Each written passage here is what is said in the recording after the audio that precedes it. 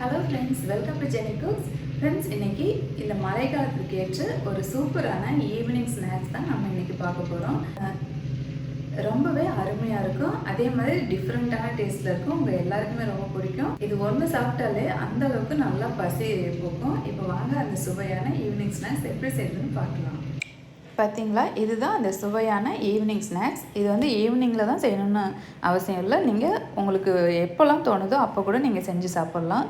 ரொம்பவே அருமையாக இருக்கும். இது கூட கொஞ்சமாக டொமேட்டோ கெச்சப் வச்சு தொட்டு சாப்பிட்டிங்கன்னா டேஸ்ட் வந்து அந்தளவுக்கு சூப்பராக இருக்கும். உங்கள் குழந்தைங்களாம் விரும்பி சாப்பிடுவாங்க. இது வந்து ரொம்ப ஹெல்த்தியானது அப்படின்னு சொல்ல மாட்டேன், அன்ஹெல்த்தின்னு சொல்ல மாட்டேன். இந்த ரெசிபி செய்கிறதுக்கு நான் ஒரு மீடியம் சைஸ் உருளைக்கிழங்கு ஒரு 4-5 வேக வச்சுருக்கேன்.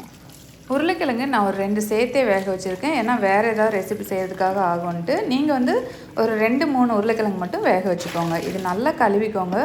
அந்த உருளைக்கிழங்கு மேலே இருக்க தோல்லலாம் இல்லை, அழுக்கு வந்து சுத்தமாக போகணும்.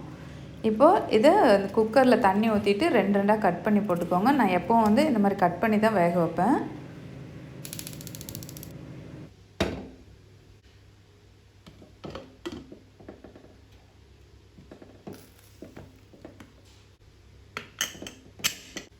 இப்போது உருளைக்கிழங்கு வேகிறதுக்குள்ளே வெங்காயம் கட் பண்ணிக்கலாம். நான் ஒரு 2 பெரிய வெங்காயம் எடுத்திருக்கேன்.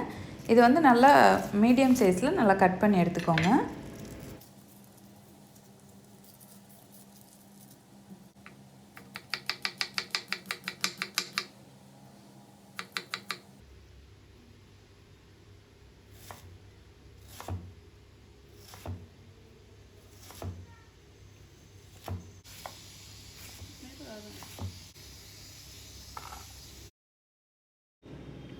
ஒரு கொத்து அளவுக்கு மல்லி இலை எடுத்துகிட்டு இதையும் நல்லா சின்ன சின்னதாக கட் பண்ணிக்கலாம். ஒரு 4 பச்சை மிளகாய் கட் பண்ணியிருக்கிறேன். இது காரம் கம்மியான மிளகாய். காரம் அதிகமாக இருந்தால் 2 பச்சை மிளகாய் போதும். ஒரு சின்ன துண்டு இஞ்சியும் வந்து நல்லா கட் பண்ணி எடுத்துக்கோங்க. இப்போ எல்லாமே கட் பண்ணியாச்சு. இப்போ நம்ம வேக வச்ச உருளைக்கிழங்கு நல்லா வெந்துருச்சு. அந்த ஏர்லாம் போனதுக்கப்புறமா பாருங்கள், உருளைக்கிழங்கு நல்லா சாஃப்டாக வெந்திருக்கு. இப்போ இதோட தோல் நீக்கிட்டு உங்கள் கைகளை வச்சு நல்லா மசிச்சு விட்டுக்கோங்க. பாருங்கள், நல்லா மசிச்சு எடுத்தாச்சு. இப்போ ஒரு பாத்திரம் அடுப்பில் வச்சுக்கோங்க. அதில் கொஞ்சமாக ஆயில் சேர்த்துட்டு அதில் உளுந்தம்பருப்பு, கடலைப்பருப்பு, கொஞ்சம் கடுகு போட்டு நல்லா பொரிய விட்டுக்கோங்க. சீரகம் வந்து ஒரு 2 பிஞ்ச் அளவுக்கு சேர்த்துக்கோங்க. சீரகம் எல்லா உணவுலையும் சேர்க்குறது ரொம்ப நல்லது. இப்போ நம்ம அதெல்லாம் பொரிஞ்சோடனே கட் பண்ணி வச்சுருக்கிற வெங்காயம், பச்சை மிளகாய், மல்லி இலை, இஞ்சி எல்லாமே இது கூட சேர்த்துக்கலாம். சேர்த்துட்டு நல்லா வதக்கி எடுத்துக்கோங்க. பாருங்கள், நல்லா வதக்கியாச்சு. இப்போது இது கூட 1/2 டீஸ்பூன் மிளகாத்தூள் சேர்த்துருக்கேன். கரம் மசாலா ஒரு 1/4 டீஸ்பூன் அளவுக்கு சேர்த்துக்கோங்க. மஞ்சள் தூள் 1/4 டீஸ்பூன். இதெல்லாம் சேர்த்துட்டு நல்லா கலந்து விட்டுக்கோங்க. ரொம்ப வதக்கணும்னு அவசியம் இல்லை, லைட்டாக இப்படி பெரட்டி விட்டிங்கன்னா போதும். இப்போ நம்ம வேக வச்சு நல்லா மசித்த உருளைக்கிழங்கு வந்து இது கூட சேர்த்துக்கலாம். சேர்த்துட்டு இதுக்கு தேவையான அளவு உப்பு சேர்த்துக்கோங்க. நான் ஒரு 3/4 டீஸ்பூன் அளவுக்கு உப்பு சேர்க்குறேன். இப்போ அனல் வந்து மீடியம் ஃப்ளேமில் வச்சுட்டு நல்லா கலந்து விட்டுக்கோங்க. அவ்வளோதான், கலந்தால் போதும். இப்போ ஸ்டவ் ஆஃப் பண்ணிவிட்டு இந்த உருளைக்கிழங்கு மசாலாவை வேற ஒரு பாத்திரத்துக்கு எடுத்துக்கலாம். இப்போ பாருங்கள், இந்த அளவுக்கு மசாலா நல்லா கெட்டியாக இருக்குது. இந்த மாதிரி தான் நமக்கு தேவை. தண்ணி கொஞ்சம் கூட சேர்க்க வேண்டாம். இப்போ ஒரு மிக்சிங் பவுல் எடுத்துக்கோங்க. அதில் 2 கை அளவுக்கு கடலை மாவு சேர்த்துருக்கேன்.